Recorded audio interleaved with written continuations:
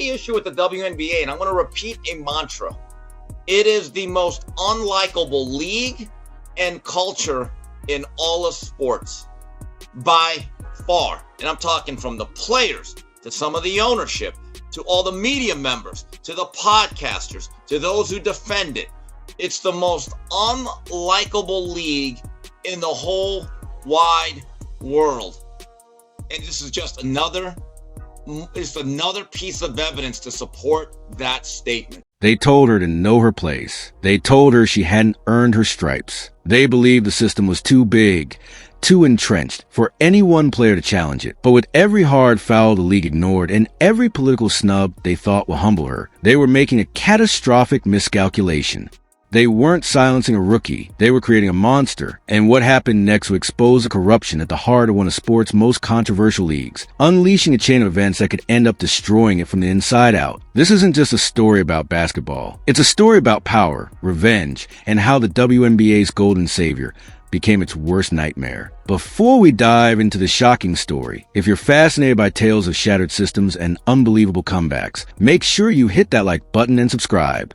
It helps us bring you more content that cuts through the noise and reveals what's really happening. Another reason why Caitlin Clark needs to flee the WNBA. It's a political organization. They're not serious about business. That they don't care about traditional sports fans.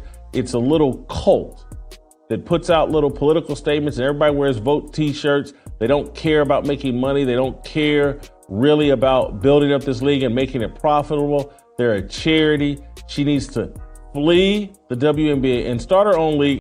It all started with what looked like the perfect escape hatch.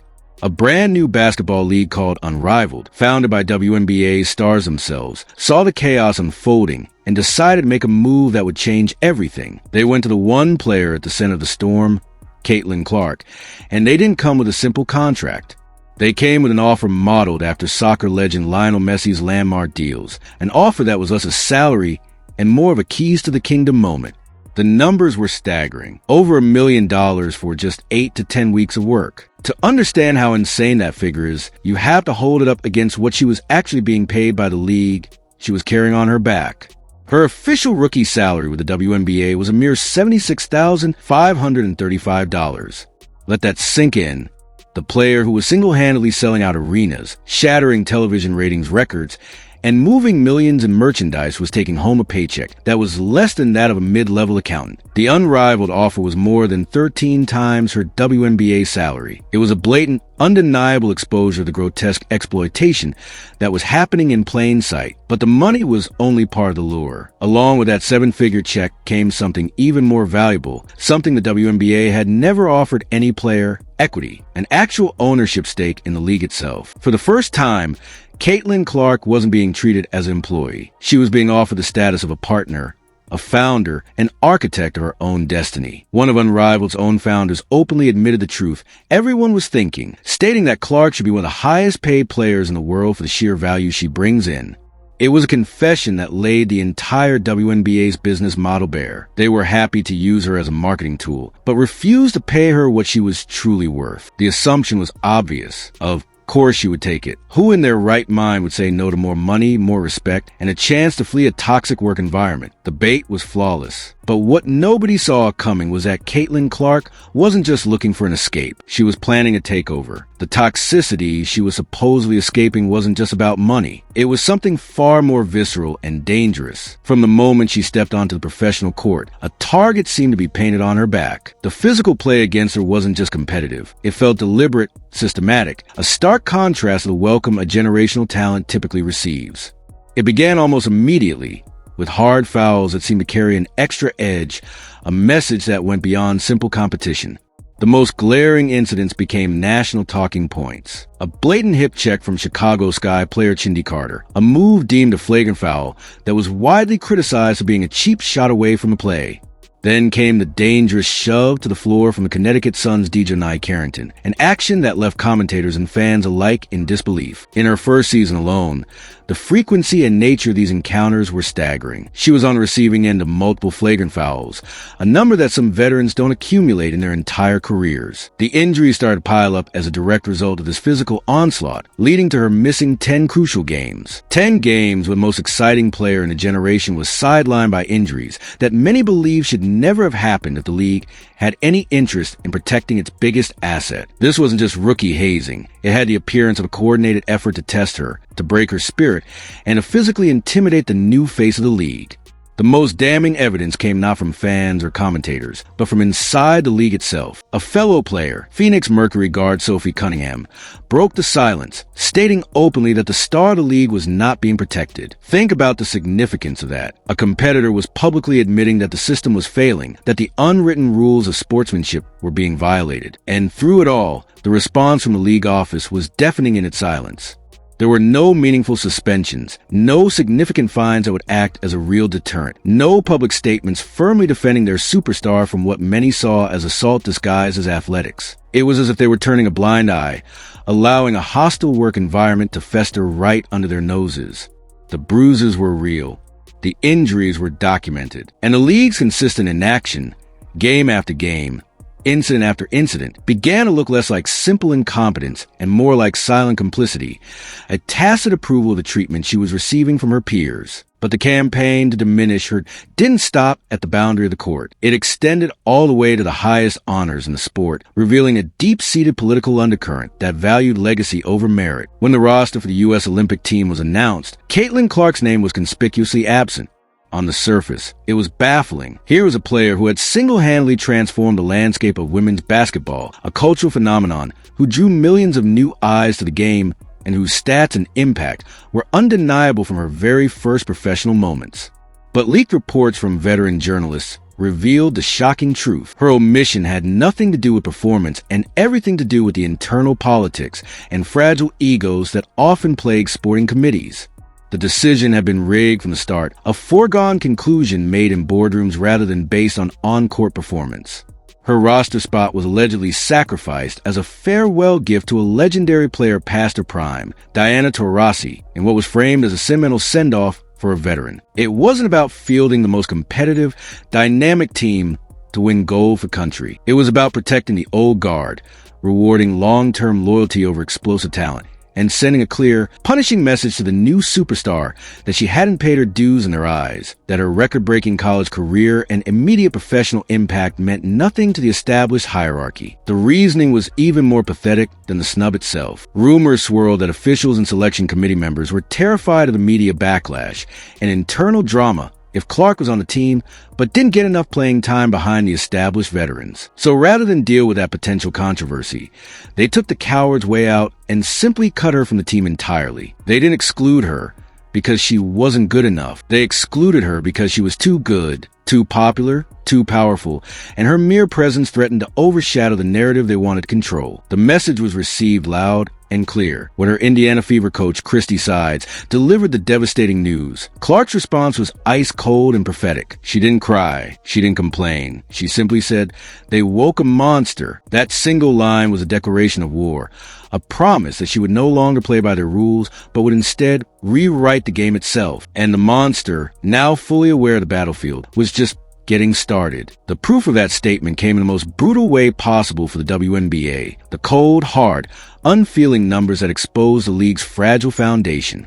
For years, the league had operated as a niche sport, propped up by its parent NBA and pleading for patience from its fans, claiming that growth was a slow and steady process. But when Caitlin Clark arrived, that excuse evaporated overnight, revealing an inconvenient truth they never want to confront. With her on the court, the league experienced a renaissance it had never seen in its decades-long history. Average viewership for her game skyrocketed to 1.81 million people, numbers that were previously unimaginable for the regular season.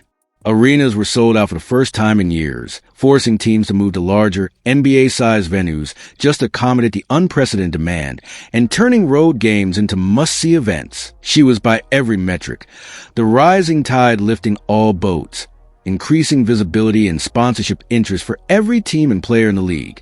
But the moment she was forced to step away due to those suspicious injuries, the entire house of cards collapsed in a stunning display of her true value. During the 10 games she missed, the league's television ratings imploded by a catastrophic 55%. The average viewership plummeted to just 847,000, a number that reverted back to the pre-Clark era, as if her impact had never happened. This wasn't a minor slump or a typical off week. This was a free fall that sent shockwaves through network executives and advertisers. It was irrefutable, data-driven evidence that the WNBA's sudden relevance and financial viability wasn't due to the league as a whole finally catching on, but was almost entirely due to one person's transcendent star power. Caitlin Clark wasn't just a player. She was the entire engine driving the train, and the league could see in stark, humiliating data what happened when that engine was forcibly removed. And yet, despite this overwhelming proof, their actions and culture continue to suggest they saw her as a problem to be managed, not the solution to their long-standing struggles for relevance. This stark contrast between her value and their treatment set the stage for the move that would change the game forever. When the news broke that Caitlin Clark had turned down the unrivaled offer, the sports world was stunned, struggling to comprehend a decision that defied all conventional logic. Commentators scrambled for an explanation, grasping at the most superficial reasons. They said she was tired after a long college and rookie season. They claimed she wanted to focus solely on her WNBA commitments and avoid distractions. They pointed to her massive endorsement deals with major brands like Nike and Gatorade and speculated she simply didn't need the extra money. But every single one of them had missed the point entirely, viewing the situation through a narrow lens of dollars and cents. Clark's rejection wasn't about what she was giving up. It was about the immense power she was seizing by making such a monumental sacrifice. By walking away from $1 million and an ownership stake in a new league, she performed the ultimate power move, a checkmate in a game the league didn't even know they were playing. She was proving, in one devastating public gesture, that her fight was not about personal enrichment, but about principle, justice, and fundamentally tearing down a broken system that resented its own savior. Her sacrifice instantly turned all the whispers about mistreatment and exploitation into a roaring siren that could no longer be ignored. It gave undeniable credibility to every claim of a hostile work environment, proving that no amount of money could make staying in such a situation tolerable. No athlete in their prime voluntarily turns down that kind of life-changing wealth and ownership opportunity, unless the situation they are in is truly unbearable and professionally toxic. Her rejection was a signal flare, a brilliantly calculated act that cut through the noise and was seen by the two most powerful forces that any organization fears: the government, with its power to investigate and regulate, and the workforce, with its power to unionize and rebel. She had not just refused the bait. She had used it to lay a trap for the entire establishment. The ripple effect was immediate and seismic. A former White House staffer, Seamus Mullen, publicly called for a federal investigation into the WNBA, accusing the league of fostering a textbook hostile work environment for Clark. This wasn't a casual suggestion from a talking head. It was a formal demand that shifted the conversation from sports debate to potential legal jeopardy. The physical evidence, the tapes of hard fouls, the medical reports on her injuries, combined with the league's perplexing inaction, and now, most powerfully, Clark's own symbolic sacrifice of $1 million deal, provided a formidable foundation for this claim. It created a narrative that was almost impossible to dismiss. Imagine the scene behind closed doors at the league headquarters. The mere threat of a federal probe, perhaps from an agency like the Equal Employment Opportunity Commission, signals a storm they are utterly unprepared to weather. Subpoenas could force the league to reveal internal emails, text messages between executives, and minutes from disciplinary meetings, exposing any potential corruption, bias, or sheer negligence they had tried to keep hidden. What did league officials really say when reviewing those flagrant fouls? Were there conversations about letting the players play, even if it meant endangering their top asset? Did they privately acknowledge the targeting, but decide against action to avoid appearing to play favorites? The discovery process alone could air years of dirty laundry, creating headlines that would dwarf game results and permanently tarnish the league's reputation. It could reveal a culture so concerned with internal politics that it neglected its basic duty of care. But that was only one front of the battle. Empowered by Clark's defiant stand, the WNBA Players Association made its own shocking, calculated move. They announced they were opting out of their collective bargaining agreement years early, a nuclear option that demonstrated the depth of their frustration. The union president, Nneka Agwemike, declared a defining moment, signaling that the players would no longer accept the status quo of a system that limited their earnings while generational talent was openly exploited. This was no coincidence. It was a direct consequence of the pressure Clark had applied. Her very public demonstration of the league's flaws gave the union all the ammunition and, crucially, the leverage they needed. They could now point to her story and use it as the ultimate case study, arguing if she, the biggest star we have, the one generating all this new revenue, is being treated this way, underpaid, unprotected, and politically sidelined, what chance do the rest of us have for fair treatment and economic opportunity? Her individual act of defiance had sparked a collective rebellion, unifying the players in a way that years of negotiations had failed to do. The entire financial structure of the WNBA, the restrictive revenue sharing, the punitive salary caps, the charter flight policies, the ownership of player likeness, was now suddenly on the table. The players weren't asking for incremental change anymore. They were demanding a fundamental restructuring of the entire business, with the threat of complete shutdown, a lockout, or strike looming in the air.